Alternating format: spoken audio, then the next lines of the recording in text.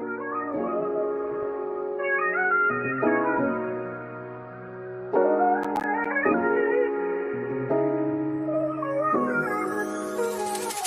the top, thank the Father for the prophets. Know the nation steady waiting for the day that we would drop. All these nations gotta pay for what they did to Yasha all. Maybe we could wait the people take this thing out to the block. We the new gold. I bet they knew that when they took you to your new home. That we the princes of the power, cause we wrestle with these spirits and we come out on top. This with that black and brown masquerade. God, we amazing and I'm not a mason, but the bricks is laid up in arrangement. Yep, young black in my backpack, dangerous, mixing in some flavor with these scriptures, now we baking. Took too long for reparations and restoration. All black, everything from start to revelation. Snatching masters from the masses, this is battle rap. Taking all them patents back and bringing blackness back. Imagine Tulsa 23, who land we building on? Why you plotting, keep the milk at home?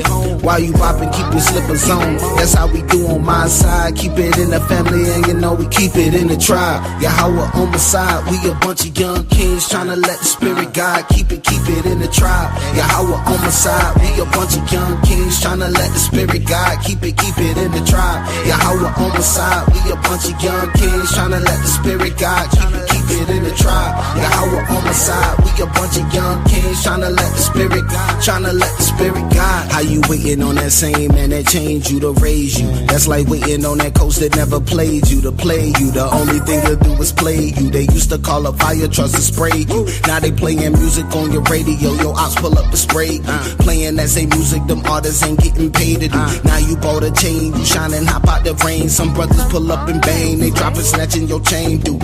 Did we ever break free from the slavery? Too many lives lost, too many laid them seas. They put insurance on my brother, see the dotted lines. You lose your soul when you sign, gotta keep it in the tribe. Yahweh on my side, we a bunch of young kings tryna let the spirit guide. Keep it in the tribe. Yahweh on my side, we a bunch of young kings tryna let the spirit guide. Keep it in the tribe. Yahweh on my side, we a bunch of young kings tryna let the spirit guide. Keep it in the tribe. Yahweh on my side, we a bunch of young kings tryna let the spirit guide. Let the spirit guide. We the top, thank the Father for the prophets. Know the nation steady waiting for the day that we would drop. All these nations gotta pay for what they did to Yasha all. Maybe we could wait the people take this thing out to the block. Get some signs, get a spot. We aligning with my pops. We the only people crying that the violence need to stop. Taking brothers out the hood, now we shining on your block. Many only thing can stop us is my God. Keep it in the tribe. Yahweh on the side, we a bunch of young kings tryna let the spirit guide. Keep it in the tribe.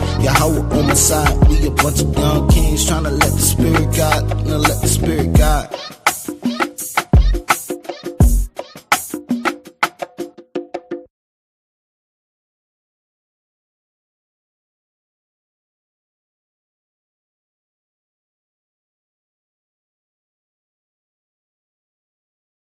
Devil, it ain't enough. You. I know what you going through. Keep going. I'm sure if they had their way, I been stopped. See, I can see them from a mile away. They in the cut, know how I play. Never been the fool, won't start the day. Then I'ma play my part. Much is given, much required. I won't let them treat me out my pay. Up, I gotta show where I'm from, how they play it hard. Don't know why I thought that it would change. When I came in, it's true. Once you peep the facial loans, then you're cool. The way they play the game, flaw, I never do. Stay in your place, I'm like a paw to these little dudes. And we gon' give most out of praise, he brought me through it. My mind stay like anything we could do it. We putting work up on this faith and we improve.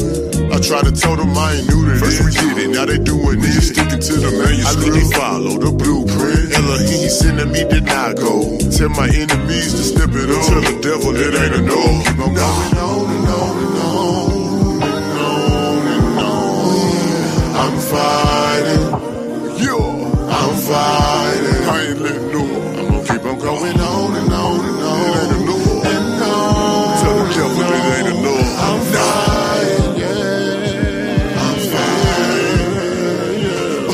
Look at all what we done been through. We done overcame all that they pretend to. We don't fold, we don't bend.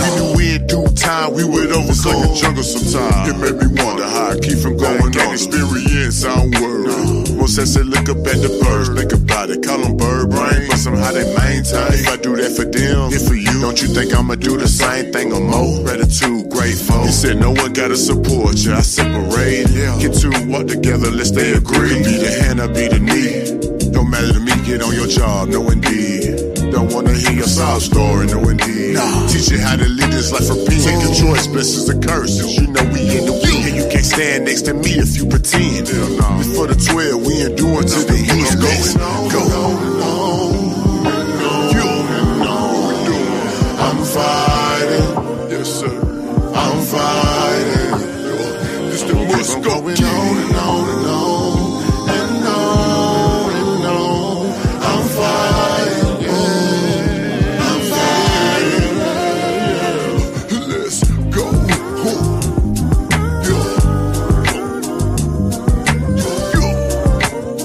It's your 4104, man. To my lad, bro.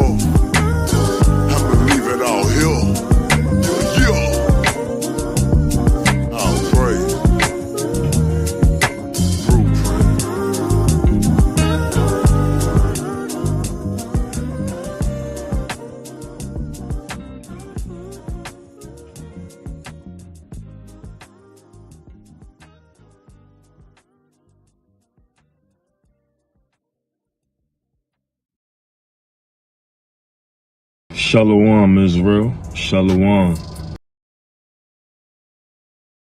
With the Anointed House of Saints, coming with the verse of the day from Jeremiah 10, verse 1 through 4. Hear ye the word which the Lord speaketh unto you, O house of Israel. Thus saith the Lord, learn not the way of the heathen, and be not dismayed at the signs of heaven, for the heathen are dismayed at them. For the customs of the people are vain. For one cutteth the tree out of the forest, the work of the hands of a workman with an axe. They deck it with silver and with gold. They fasten it with nails and with hammers, that it move not. This is a clear example of Christmas in America. It doesn't matter if we don't have a real tree in the house. It's all symbolic. We have to stop doing it. Shalom, Israel. AHOS. Brother Aharon, Anointed House of Saints. I'm here to bring you the scripture of the day. I'm in the book of Jeremiah, chapter 51 and verse 19. The portion of Jacob is not like them, for he is the former of all things. And Israel is the rod of his inheritance. The Lord of hosts is his name. Listen, Jacob, who is the progenitor of the Israelites, is not like anybody else. The people that come from Jacob, who are the Israelites, are not like anybody else on this earth. And we are the Most High God's inheritance. We belong to him. We are his chosen people now and forever. That will never end. So us who are the Israelites need to remember that. Keep pushing forward to be better, to be closer to the Most High God, man. Make this chance that we have count. And with that, shalom. They not like us. They not like us. They not like us.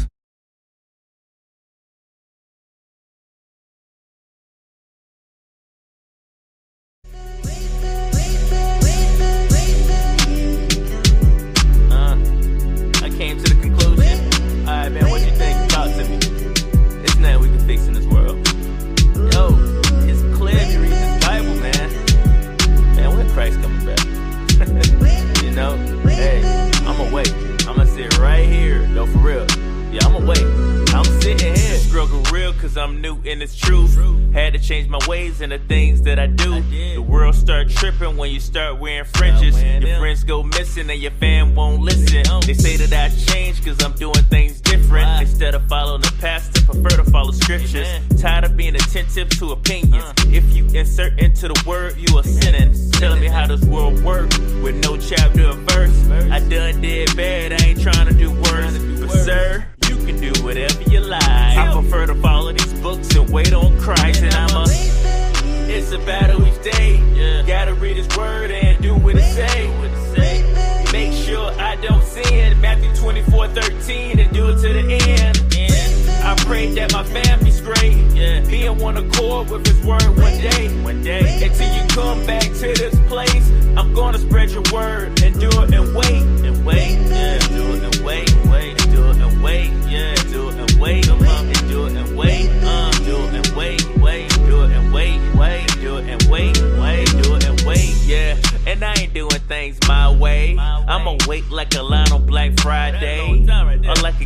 cashier when it's closing time. Or like the last day in the voting line. Technology so advanced, but we so behind. Closed off to people with an open mind. I can read red letter and they say I'm lying. I know it's bad, but at times I get tired of trying. I be trying to force them to see. In reality, just the past year, they was me. But the best way to help them understand it, seeing my actions, following these commandments. It's a battle each day. Gotta read his word and do what it say. Make sure I don't sin. Matthew 24:13 and do it to the end. I pray that my family's great. Be in one accord with his word one day. Until you come back to this place, I'm gonna spread your word and do it and wait. And wait, yeah, do it and wait. Do it and wait, yeah, do it and wait. And do it and wait, do it and wait, do it and wait, do it and wait, do it and wait.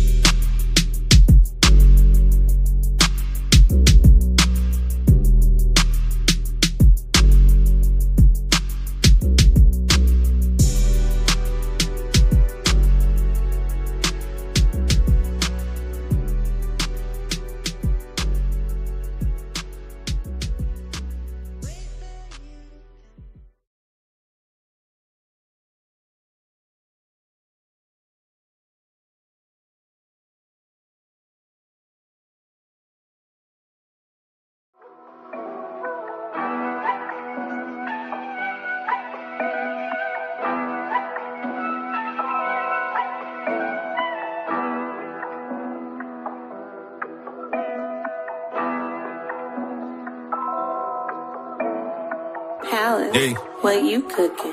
Yeah. This one probably got the angel jamming in the chairs. You call him Jesus, I call him Yahweh Shah. It don't come from the script, it's telling Yaliyah. Yahweh Bashim, Yahweh Shah HaMashiach. Fake Jews in the name and they scared of us. Break bread with the heathen, I'd rather not. China want war, Russia want war. Babylon, see your time is running out.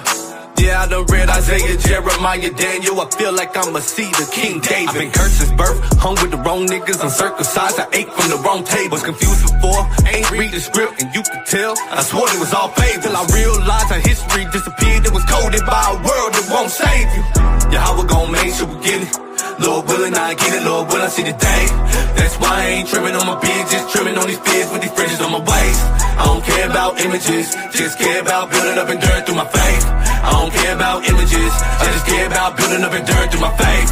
I will never forget thy precepts, for with them thou hast quickened me. I am thine, save me. I am thine, save me. I will never forget thy precepts, for with them thou hast quickened me. I am thine, save me. I am thine, save me. I will never forget thy precepts, oh no, no. Oh no. Most High willing, I keep that frame of thought. And that's most High willing. Everyday battling flesh, getting ready for the war. That's why I gotta repent, pray fast, move on. I am thine, save me, because thine enemies make a tumult, plan the schemes. That's why the world waxing weak, gave up the world and the we to serve the Lord as my King. We got the faith, yeah, we believe. Sooner than later, you gon' see. Every eye shall see, every knee shall bow. Wow, that's power. If you fit the curses in Deuteronomy well, that power is ours. Time is running out if you ain't on the boat like the days of Noah. 2 Peter 3 and 6. Go 2-7. Work out your salvation. Gave me the precepts. I pray that I live by them. Running this race. Pray I'm enduring to the end. Pray I'm enduring to the end. Work out your salvation. Gave me the precepts. I pray that I live by them. Running this race. Pray I'm enduring to the end. Pray I'm enduring to the end.